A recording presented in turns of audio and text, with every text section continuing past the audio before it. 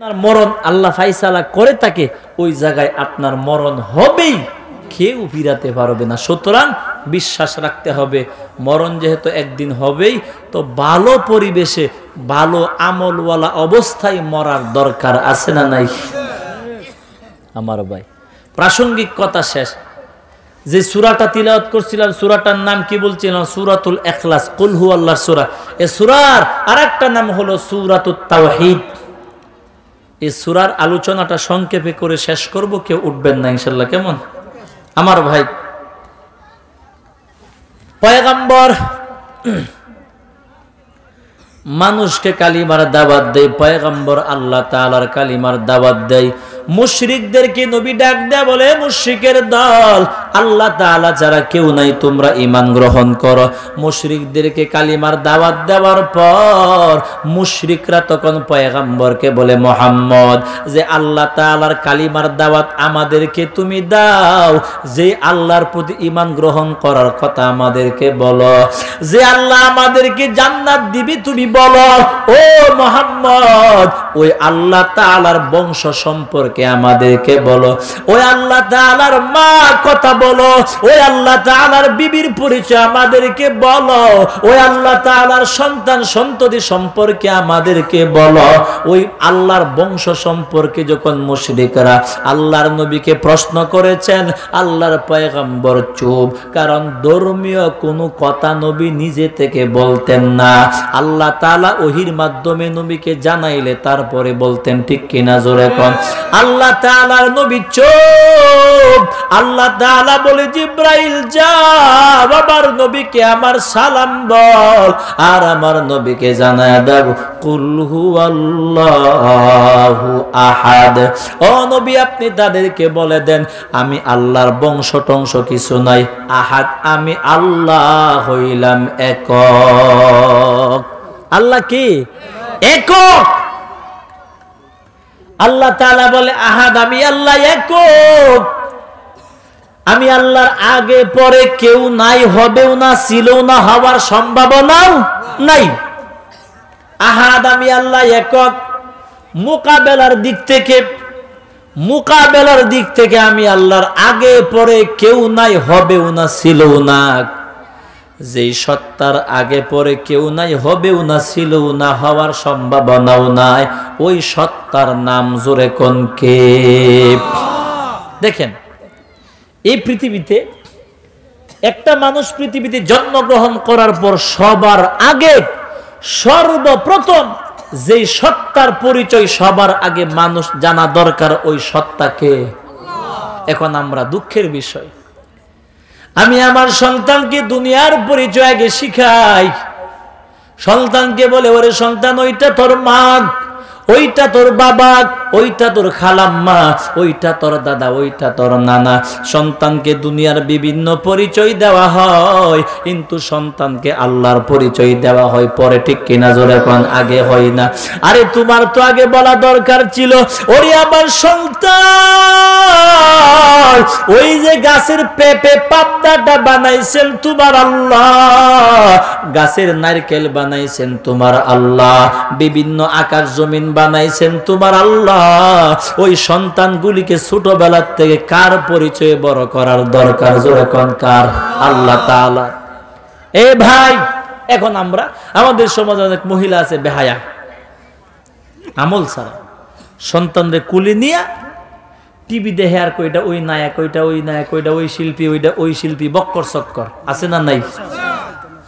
আমি আজকে বললাম, আমি আলামিন একদিন দুনিয়ায় থাকবো না, এই ওয়াজগুলি কিয়ামত পর্যন্ত থাকবে, মিডিয়া থাকবে না। আমি বলে গেলাম, যেই তুমি মা, তোমার মতো মাঝে তোমার সন্তানকে কুলে নিয়ে নায়ক নায়িকার পরিচয় শিখাও, সন্তানকে অবৈধ শিক্ষা দিয়া বড় করো, তুমি লেখা রাখো, তুমি মার কপালে ওই সন্তানের দোয়া নসিব হবে না। ওই সন্তান তোমার জন্য জিন্দেগিতে দোয়া করবে না, কারণ সন্তানকে আমলওয়ালা বানাইলে তো দোয়া করতো, ঠিক কিনা? ওই সমস্ত সন্তানেই তো মা বাবাকে বাদ দেয় না, মারে, আঘাত করে, মাকে বাবাকে বৃদ্ধাশ্রমে রেখে আসে। ওই সন্তানগুলি, যেই সন্তানগুলিকে তুমি মা এটা তোমার কামাই। তোমার সন্তানকে তুমি ছোটবেলার থেকে আল্লাহর শিক্ষা দেও নাই, আল্লাহর পরিচয় শিখাও নাই। নায়করে চিনাইছো ভালো কইরা, দাদারে ভালো কইরা চিনাইছো, আল্লাহকে চিনাও নাই। এই জন্যে তোমার কপালে বৃদ্ধাশ্রমের শেষ ঠিকানা। ঠিক কিনা? কেমনে বুঝাই? হযরতে ঈসা আলাইহিস সালাম নাম শুনছেন তো? আল্লাহর পয়গম্বর ঈসা আলাইহিস সালামকে আল বেদায়া ওয়ান নিহায়া কিতাবের ভিতরে ঘটনাটা আনা হয়। ইবনে কাসির রাহমাতুল্লাহি আলাইহি লেখেন, ঈসা আলাইহিস সালামকে সন্তান ঈসা নবীকে মা মরিয়ম আলাইহাস সালাম মক্তবে পাঠাইছেন বরাবার জন্য। দেখেন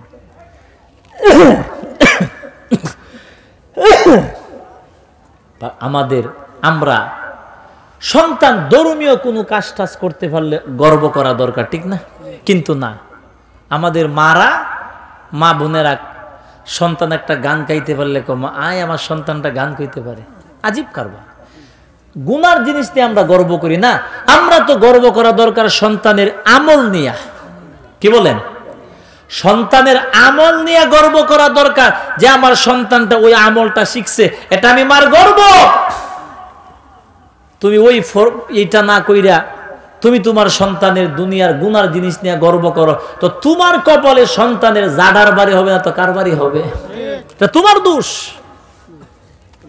ঠিক কি না? এটা দরকার। ঈসা আলাইহিস সালামকে মরিয়ম আলাইহাস সালাম মক্তবের মধ্যে পাঠাই পড়াবার জন্য। মক্তবে পাঠাবার পর মক্তবের উস্তাদ ঈসা আলাইহিস সালামকে বলো, ও ঈসা, ও সন্তান তুমি পড়ো আলিফ। কি পড়ো? ঈসা আলাইহিস সালাম। আরেকটা কথা মনে রাখবেন, আল্লাহ তাআলা সমস্ত নবীদেরকে ডাইরেক্ট লেখাপড়া শিখাইছেন কে? আল্লাহ তাআলা কোন নবীকে দুনিয়ার কোন মানুষের কাছে আল্লাহ শিখান নাই। কারণ এই পৃথিবীর ভিতরে সবচাইতে বড় ধর্মীয় নেতা হলো সমস্ত নবীদের দল। আমার ভাই, এই জন্য এই বাবু পাউডার ঘুরায় বস। মাহফিলে কিছু আদবাবিদেরকে আমি আপনাদেরকে শিখাইয়া দেই, যাতে কখনো এগুলি না করেন। কারণ এগুলি করলে বরকত পাবো না। কি পাবো না? তো বরকতই যদি আমি না পাই তো মাহফিলে বইসা লাভ কি? ঠিক না? আমি এমন ভাবে বসবো যাতে আমার বসাটা আল্লাহর কাছে ভালো লাগে, নাকি? আমার বসাটা যদি আল্লাহ পছন্দ করে ফেলে, আমার বসাটা যদি আল্লাহ পছন্দ করে ফেলে, তাহলে আমার বসাটাকে আল্লাহ আমল বানায়া সওয়াব দান করবে। ঠিক কি না? এটা দরকার। সমস্ত নবীদের শিক্ষককে বলেন, জোরে বলেন, আরো জোরে বলেন আল্লাহ। ঈসা আলাইহিস সালামকে মক্তবের ভিতরে পাঠানো হয়। পাঠাবার পর উস্তাদ বলে, তুমি বলো আলিফ। ঈসা আলাইহিস সালাম বলে, উস্তাদ আলিফ বলবো পরে, আপনি আগে বলেন আলিফ অক্ষরের, আলিফ হরফের অর্থ কি? উস্তাদ বলে, জিন্দেগিতে এমন প্রশ্ন শুনি নাই। এ সন্তান, আলিফ হরফের কোনো অর্থ নাই। ঈসা আলাইহিস সালাম বলে, না, যেই হরফের কোনো অর্থ নাই ওই হরফ আমি পড়ব না। সামনের দিকে বলেন। উস্তাদ অভিমান করে বলছে, অর্থ থাকলে তুই কহ। মনে করছে পারত না, তুই অর্থ থাকলে তুই কহ। উস্তাদ, আমি যদি অর্থ বলতে হয় আপনার জায়গায় আমি বসতে হবে। আল্লাহ তাআলার ফায়সালা, কোন নবীকে দুনিয়ার কোন মানুষের ছাত্র বানাবো না, নবীরা হবে সবার শিক্ষক। আল্লাহ তাআলা বলেন, আমার নবী তোমার ছাত্র হবে না, তুমি হইবা আমার নবীর ছাত্র। ঈসা আলাইহিস সালাম ছোট্ট সন্তান, সুবহানাল্লাহ বলেন। এমন সন্তান তো আমাদের ঘরে ঘরে দরকার। আর ঘরে ঘরে এখন সন্তান ডিপজল, এশা শিকদার, ডাহাত, সুর আসেনি, এগুলি সব গাঞ্জা খা, বিড়ি খা, কত কিছু। আফসোস, এগুলির দায়ী মা বাপ। এগুলির দায়ী কে? মা বাপ। তোমার সন্তান ছোটবেলার থেকে যদি তুমি তোমার সন্তানকে আল্লাহর পরিচয় দিয়ে বড় করতা, ওই সন্তানটার হাতে জিন্দেগিতে ফেন্সিডিলের বোতল উঠতো না, গাঁজা উঠতো না, মদ উঠতো না। কারণ সন্তানটা ছোটবেলার থেকে আল্লাহর পরিচয় নিয়ে বড় হলে আল্লাহর পরিচয়ের আকর্ষণটাই ওই সন্তানটাকে জান্নাতের পথে চালাইতে সহযোগী হয়ে যায়। আমার কথা বুঝেননি? বুঝেন। আমার ভাই ঈসা আলাইহিস সালাম বলে, উস্তাদ আপনি উঠে যান, আমাকে বসার জন্য দেন। দেওয়ার পর উস্তাদ নাইমে গেলেন, আমার জায়গায় আপনি বসেন। বসলাম। উস্তাদের জায়গার মধ্যে ঈসা আলাইহিস সালাম বসলেন। বসার পর ঈসা আলাইহিস সালাম আলিফ কয়টা অক্ষর? একটা। কয়টা? আলিফ একটি হরফ দিয়া কয়েক ঘন্টা পর্যন্ত আল্লাহর একত্ববাদের বয়ান শুরু করে দিয়েছেন। আলিফ শব্দ দিয়ে আহাদ, আহাদকে জোরে কান আল্লাহ, এবং এই আলিফ অক্ষরটা দিয়া অনেক আল্লাহ তাআলা যে এক, আল্লাহ ছাড়া যে কেউ নাই, হবেও না, আল্লাহ যে এক, ওই বিষয়টা বুঝাইতে গিয়া ঘন্টার পর ঘন্টা ওই উস্তাদকে ঈসা নবী এই একটা অক্ষর দিয়া আল্লাহ তাআলার একত্ববাদের বয়ান শুরু করে দিলেন। উস্তাদ জীবনে জিন্দেগিতে যেগুলি শোনে নাই। উস্তাদ আশ্চর্য হয়ে গেলেন। খবর পাঠাইবার পর মরিয়ম আলাইহিস সালাম দৌড়াইয়া আসলেন। ও মরিয়ম, এই তোমার সন্তান? বলে হ্যাঁ। এই সন্তানকে পাঠাইছো আমি পড়ার জন্য নাকি আমাকে পড়াবার জন্য? বলে কি বেয়াদবি করছে নাকি?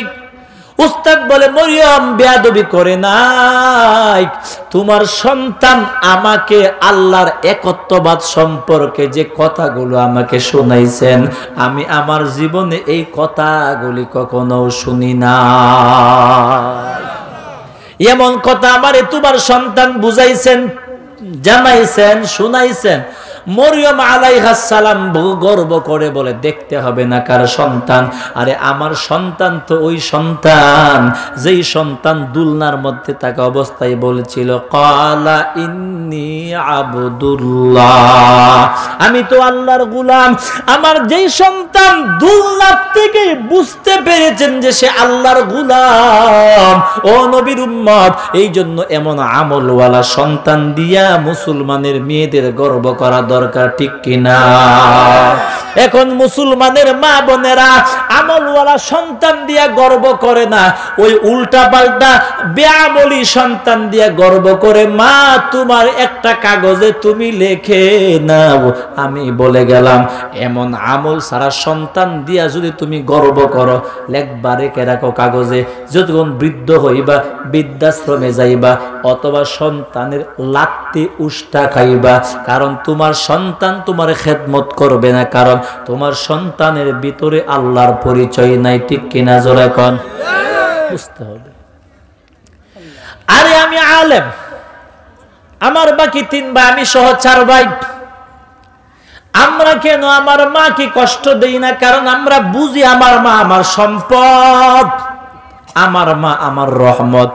তোমার সন্তানকে যখন দুনিয়ার গান বাজনা শিখাইবা, তখন তোমার সন্তান বুঝবে না যে তুমি মাতার জন্য রহমত, এটা বুঝবে না। না বুঝার কারণেই তোমার সন্তান তোমাকে লাথি মারবে, উষ্টা মারবে, ধমক দেয়া বাড়ি থেকে বের করে দিবে। এই জন্য নবীর উম্মত, সন্তানকে সবার আগে শিক্ষা দেওয়া দরকার। কার পরিচয়? আমি সূরাতুল ইখলাসের ব্যাখ্যাটা একটি ওয়াকিয়ার মাধ্যমে বলবো সহজে বোঝার জন্য। হাকিমুল উম্মত রাহমাতুল্লাহি আলাইহি বলেন, শহরে বাবেল, ইরাকের রাজধানী শহরে বাবেলের এক মা তার সন্তানকে নিয়ে রাতের উপর ছাদের উপরে গেছে হাঁটাচলা করার জন্য। হঠাৎ করে সন্তানের নজর চলে গেল রাতের চাঁদের আলোর দিকে। সন্তান বলে, মা, ওই আলুটা শুধু আমাদেরকে আলু দিতেছে নাকি অন্য কাউকেও দিতেছে? মা বলে, সন্তান, ওই আলুটা এত পাওয়ারওয়ালা আলু, ওই আলুটা তামাম দুনিয়া একসাথে আলু দিতেছেন। সর্বনাশ। সন্তান বলে, মা, এত বড় পাওয়ারওয়ালা লাইট কে বানাইছেন? এটার নাম কি? মা বলে এটার নাম হলো হাদাল কামার, এটার নাম হলো চাঁদের আলো। ও মা, এত বড় চাঁদের আলো তামাম দুনিয়া একসাথে আলোকিত করতেছেন। ও মা, এত বড় চাঁদের আলো কে বানাইছে?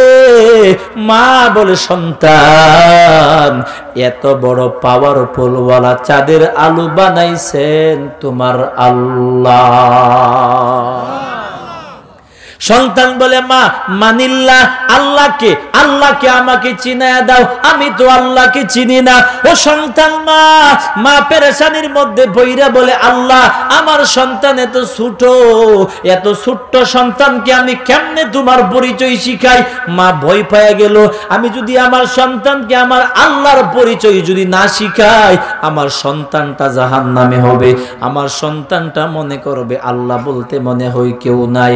ওই সময় আফসোস করে বলে আল্লাহ যদি আমি আমার সন্তানকে তোমার পরিচয় যদি শিখাইতে না পারি মালিক, আমার সন্তানটা তোমাকে চিনবে না, জাহান্নামের পথে চলবে, ঠিক কিনা?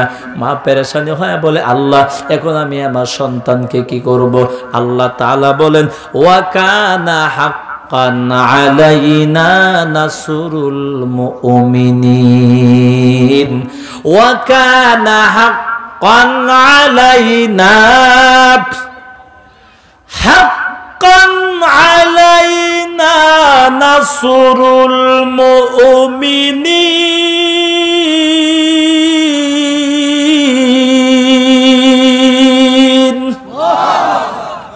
ইমানদার কষ্ট হয়নি? ইমানদার যে টালটু বালটু ইমানদার না, ইমানদার সঠিক। আল্লাহ বলে সঠিক ভালো আমলওয়ালা ইমানওয়ালা মানুষ যখন বিপদে পড়ে সঙ্গে সঙ্গে সহযোগিতা করা আমি আল্লাহর দায়িত্ব হয়ে যাই। আমি তাকে দায়িত্ব করি সহযোগিতা করি। তুমি বিপদে পড়লে সাহায্য পাও না, কারণ তুমি সৈয়দ আলী মার্কা ইমানদার। তোমার ইমান ভালো না, তোমার আমল ভালো না, তোমার দাড়ি নাই, 5 ওয়াক্ত নামাজ ঠিকভাবে পড়ো না, বছরে 1-2 ওয়াক্ত নামাজ পড়ো, দাড়ি কামাও, কত উল্টাপাল্টা কাজ। তুমি 24 ঘন্টার ভিতরে 24 ঘন্টায় আল্লাহর নবীকে কাঁদাইতেছ, আল্লাহকে কষ্ট দিচ্ছ, আল্লাহ তোমাকে সাহায্য কেন করবে? নবীরা কষ্ট পাইতেছেন? নবীরা বিপদে পড়লে আল্লাহর কাছে দোয়া করছে, সেকেন্ডের ভিতরে আল্লাহ সহযোগিতা করছে। আল্লাহওয়ালারা সাহাবা ইকরাম আল্লাহর ওলিরা বিপদে পড়ছেন, দোয়া করছেন, সেকেন্ডের ভিতরে আল্লাহ সহযোগিতা করছেন, কারণ তাদের ঈমান ছিল ভালো, আমল ছিল ভালো। এ খবর মে ভি মুস্তাফা। বুঝেন, আপনি একজনকে ভালোবাসেন, মহব্বত করেন, এই মানুষটাকে আপনি কাঁদাইতে পারবেন? নবীকে ভালোবাসো যদি তুমি বিশ্বাস করো মুমিন যে আমি নবীর উম্মত, কিয়ামতের মাঠে নবীর শাফাআতে আমাকে জান্নাতে যাওয়া লাগবে, নবী আমার আপন, কবরে আমার বউ যাবে, এই জোরে বলেন বউ যাবে কবরে? আমার কবরে বউ যাবে না, মা যাবে না, কেউ যাবে না, আমার কবরে বন্ধু হবে আমার নবী, কোরআন আমার আল্লাহ। সুতরাং আমার নবীকে আমি খুশি রাখা লাগবে। এখন তুমি 24 ঘন্টা বছরের পর বছর নবীকে তুমি কাঁদাচ্ছ, রোজা পাকে শুয়ে নবী তোমার জন্য কান্দে, কারণ কষ্ট পাইলেই তো কেউ কান্দে নাকি? এজন্য কবি ডাক দিয়ে বলেন এ কবর মে ভি মুস্তাফা রু রু আই আকেব হ্যায় कहते थे सुबह शम या उम्मती या उम्मती। কবি বলেন রোজা পাকে শুয়া এখনো পর্যন্ত নবী সকাল সন্ধ্যা এখনো নবী উম্মতি উম্মতি বলে কাঁদতেছে। আরে আর সেই নবীকে তুমি আরো কাঁদাও। নবী তোমার জন্য কাঁদে, তুমি নবীর জন্য কাঁদো না। তোমার চোখের পানি বের হয় তোমার প্রেমিকার জন্য, তোমার চোখের পানি বের হয় তোমার বিবির মায়ায়, তোমার চোখের পানি বের হয় তোমার ব্যবসার জন্য। আল্লাহর নবীর মহব্বতে তোমার চোখ দিয়ে পানি বের হয় না। আল্লাহর কসম করে বলে গেলাম, লেখা নাও, কিয়ামতের মাঠে নবীর শাফাআত আল্লাহ তোমাকে দিবে না। কই যাও তুমি? কোন আকাশে ঘুরো? নবী পাকের মহব্বত এমন ভাবে আল্লাহ পাকের পয়গম্বর বলতে হবে আমার নবী আমার সবচাইতে বড় আপন, ঠিক নেই? আমার নবীর চাইতে আমার আপন কেউ নাই, হবেও না। আমার বিবির চাইতে আমার নবী আপন। আমার বিবি যদি দাড়ি রাখলে বেজার হয়, আমি আমার বিবিকে বেজার করে হলেও আমার নবীকে খুশি করা লাগবে। কারণ কবরে আমার বিবি আমার কবরে থাকবে না, আমার কবরে বন্ধু হবে আমার পয়গম্বর। কই যাও? কে তোমাকে দুঃখা দিল? ওয়াদা করেন, আমি হাত উঠায় ওয়াদা করাইব না। যাদের দাড়ি নাই নিয়ত করে ফেলেন, আল্লাহ তাআলা ওয়াদা করেছি যে নবী আমার কবরে বন্ধু হবে, যে নবীর শাফাআত ছাড়া জান্নাতি হতে পারবো না, যে নবী আমার কবরে বন্ধু হবে। নিয়ত করেন, আল্লাহ তাআলা ওয়াদা করেছি যেই নবী কবরে আমার বন্ধু হবে, আজকে থেকে ওয়াদা করেছি ওই নবীর খুশির জন্য নবীর সুন্নতের আদর্শ আর ফেলে দিব না। যাতে করে কবরে যাওয়ার পরে আমার নবী রওজা পাক থেকে আমার দাড়িটা দেখেই যাতে নবী বলেন এটা আমার আমলওয়ালা উম্মত। আল্লাহ, এটা আমার আমলওয়ালা উম্মত, দাড়িওয়ালা আমল। হাদিস শরীফে নবী বলেন উম্মতের ব্যাপারে আমি নবীর সাপোর্ট যখন ভালো হবে, সুন্দর হবে, আমি নবীর সাপোর্ট পাইতে দেরি হবে, আল্লাহ তাআলা উম্মতের কবর জান্নাতের বাগান বানাইতে দেরি হবে না। আমি জোর করব না, আপনার বিবেকের কাছে কথাটা দিয়ে গেলাম। কবরে আপনার বউকে বাড়িতে গিয়ে বলবেন আজকে, বিবি আমার ইন্তেকালের পরে তুমি আমার কবরে বন্ধু হবে কিনা, আমার কবরে থাকবে কিনা? যদি থাকো আমি আমার নবীকে বেজার করতে রাজি আছি। যদি তুমি আমার কবরে যাইতে না পারো রে বিবি আমার, তাহলে তুমি বলো আমি নবীকে, আমার নবীকে আমি কেন বেজার করব? আমার নবীর চাইতে আপন বন্ধু কেউ নাই, আমার নবীর চাইতে মহাব্বতের আমার জন্য কেউ নাই, হবেও না। নবী আমার মার জন্য কাঁদে না, বাবার জন্য কাঁদে না, সন্তানের জন্য কাঁদে না, আহলে বায়াতের জন্য কাঁদে না। নবী তোমার জন্য আমার জন্য কাঁদে। তোমার কেমন বিবেক, তুমি নবীকে কেমনে কাঁদাও? তোমার সন্তান যদি তোমার সামনে 5 মিনিট যদি কাঁদে, তোমার কলিজা ফেটে যায়, ঠিক নেই? তুমি কেমন উম্মত? আমার নবী তোমার জন্য 1500 বছর পর্যন্ত রওজায় শুয়ে কাঁদে, আর পরেও তুমি নবীর কান্না থামাও না। তুমি তার দাড়ি রাইখা বলতে পারো না, নবী গো আজ থেকে আমি দাড়ি রেখে দিলাম, আপনি নবী আমার জন্য আর কাঁদতে হবে না। ওয়াদা করেছি, নিয়ত করেন, ওয়াদা করেন। আমি হাত উঠায়া ওয়াদা করাই না। আল্লাহ বিবেক দিছে, মন দিছে। এই যে কয়েকদিন আগে, সপ্তাহের আগে আর কয়েক মাস আগে কয়েকটা ঘটনা, ময়মনসিংহের কলেজে 2টা যুবক সন্তান পড়ে, আমাকে হঠাৎ করে বলতেছে আপনি কি হুসাইনি সাহেব? বলে হ্যাঁ। দুটা যুবক কেঁদে ফেললেন, বললেন হুজুর আপনার কথা শুনে দিলটা কেঁদে উঠল। আজ থেকে ওয়াদা করেছি মরণ পর্যন্ত নবীকে কাঁদাবো না। দাড়িটা রেখে দিলাম, 5 ওয়াক্ত নামাজি হয়ে গেলাম। বলে হুজুর আমরা 2-3 মাস পর্যন্ত 2 বন্ধু 5 ওয়াক্ত নামাজ পড়ি, দাঁড়িয়ে আছি, নবীকে আর কাঁদাবো না। কারণ আপনি বলেছেন অন্ধকার কবরে নবীর বন্ধুত্ব ছাড়া উপায় নাই। আমি নিয়ত করে ফেলছি। ভাইরা আমার কষ্ট হয়নি? মা বললেন সন্তান আমরা কার পরিচয় পাওয়ার দরকার, আমরা কার পরিচয় নিয়ে ঘুরি? আমি আমার এমপিকে চিনার জন্য পাগল হয়ে যাই, আমি আমার মন্ত্রীকে চিনার জন্য পাগল হয়ে যায়, আমি আমার নেতাকে চিনার জন্য আমার মন পাগল দেখার জন্য। কিন্তু অন্ধকার কবরে যেই নবী উম্মতের কান্ডারে বন্ধু হবে আর কেউ হবে না, ওই নবীকে চিনার চেষ্টা আমার নাই, আল্লাহকে চিনতে মন চাই না। আমার সন্তানটাকে আমি আল্লাহর পরিচয় শিখাই না। ভাইরা আমার, এই জন্য বলে গেলাম, সারা জীবন একটা কথা মনে রাখবা, জান্নাত বানাইছেন আমার আল্লাহ। জান্নাত যেহেতু বানাইছেন আমার আল্লাহ, জান্নাতে যদি যাইতে হয় আমার আল্লাহকে রাজি করে যাওয়া লাগবে। জান্নাত বানাইছে কে? আরো জোরে কোন, আরো জোরে কোন।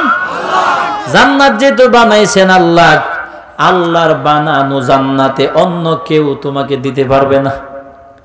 জান্নাত যেহেতু আল্লাহর, যাইতে হলে আল্লাহকে রাজি করেই যাওয়া লাগবে, ঠিক কিনা?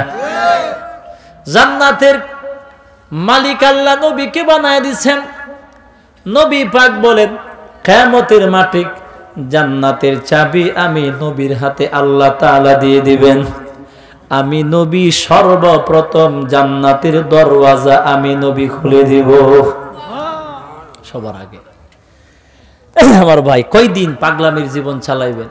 তোমার মতো কত হাজার হাজার যুবক হুন্ডা অ্যাক্সিডেন্ট করে মারা গেছে, খবর নাই। কত সুন্দর ছিল, বাহাদুর ছিল, ক্ষমতাওয়ালা ছিল। ওই তোমার বন্ধু যুবকের কবরের কিনারে গিয়া দেখো, আজকে তোমার বন্ধুর কবরের উপরে গরু ছাগল ঘাস খাই। কই যাইবে তোমার জীবন? সুন্দর দুনিয়ার মানচিত্র একদিন তোমার থাকবে না। এমন একদিন আসবে তামাম দুনিয়ার কেউ তোমাকে মনে করবে না, সবাই ভুলে যাবে। ঠিক? এই কথাটা এই কথাগুলি মনে রাখেন, লাভ হবে। আমি আমার বিবিকে সবচেয়ে আপন মনে করব না। আমার কথা বলি, আমি আমার গাড়িতে বৈশাখ নিজেরে নিজে বলি, মন, একদিন তো গাড়ি তুই থাকবে, আমি থাকবো না। আমার বউ থাকবে, সন্তান থাকবে, আমি থাকবো না। আমার ঘর থাকবে, বাড়ি থাকবে, আমি থাকবো না। আমার ওয়াজ ইন্টারনেটে শত শত ওয়াজ আমার থাকবে। মানুষ আমার বয়ান শুনে আমাকে স্মরণ করবে, কিন্তু আমাকে পাবে না। এমন একদিন পৃথিবীতে আসবে, তামাম দুনিয়ার কেউ আমাকে এক মিনিটের জন্যও স্মরণ করবে না। আমাকে একমাত্র স্মরণ করবে কে? মদিনাওয়ালা। এই জন্য নবীকে আপন বানাইতে হবে, নবীকে। মা বলে, সন্তান তোর আল্লাহর পরিচয় চাও? বলে চাই। ও সন্তান, আল্লাহ তাআলার পরিচয় যদি চাও, আমি তোমারে তোমার আল্লাহর পরিচয় দিয়া দেই, তুমি আমার কাছে আসো। সন্তান আসার পরে বলে, মা তুমি বলো। মা বলে, সন্তান কুল হু আল্লাহু আহাদ। সন্তান, যেই সত্তা হলো আহাদ, যেই সত্তা একক, যেই সত্তার আগে পরে কেউ নাই, হবেও না, ছিল না, হওয়ার সম্ভাবনাও নাই, যেই সত্তার মোকাবেলায় কেউ কোনোদিন হতে পারবে না, ওই সত্তার নাম হলো আল্লাহ। তোমার ওই আল্লাহ তোমার চাঁদের আলোটা বানাইছে। এ সন্তান, তোমার আল্লাহ তাআলার 2 নাম্বার পরিচয় আল্লাহুস সামাদ। ভালো করে বুঝেন, আল্লাহকে কিভাবে চিনতে হবে আজকে বুঝে যান। আল্লাহুস সামাদ, এর সন্তান, আল্লাহুস সামাদ অর্থ হলো যে আল্লাহ তাআলা সর্বকালের জন্য অমুখাপেক্ষী। আপনি যত বড় ধনী হন না কেন, পৃথিবীর 1 নাম্বার ধনী হলো বিল গেটস, ঠিক নাকি না? কলেজের ছাত্র কেউ আছে না এখানে? কলেজ ইউনিভার্সিটিতে পড়েন, স্কুল কলেজের ছাত্র অনেকে আছে, স্কুলের তো আছে না? পৃথিবীর সবচেয়ে বড় শ্রেষ্ঠ ধনীকে? Bill Gates. টাকার অভাব নাই। বিল গেটস সেও যদি অসুস্থতায় পড়ে যায়, ডাক্তারের মুখাপেক্ষী হওয়া লাগবে কিনা? বুঝেন তো কথা, মুখাপেক্ষী। বিল গেটসের গাড়ি যদি নষ্ট হয়ে যায়, ইঞ্জিনিয়ারের মুখাপেক্ষী হওয়া লাগবে না? মানুষ মুখাপেক্ষী থেকে খালি নাই, কাহারো না কাহারো কাছে মুখাপেক্ষী হওয়া লাগবে, লাগে, এটা মানুষের স্বভাব। মুখাপেক্ষী হওয়া লাগে না একমাত্র কার?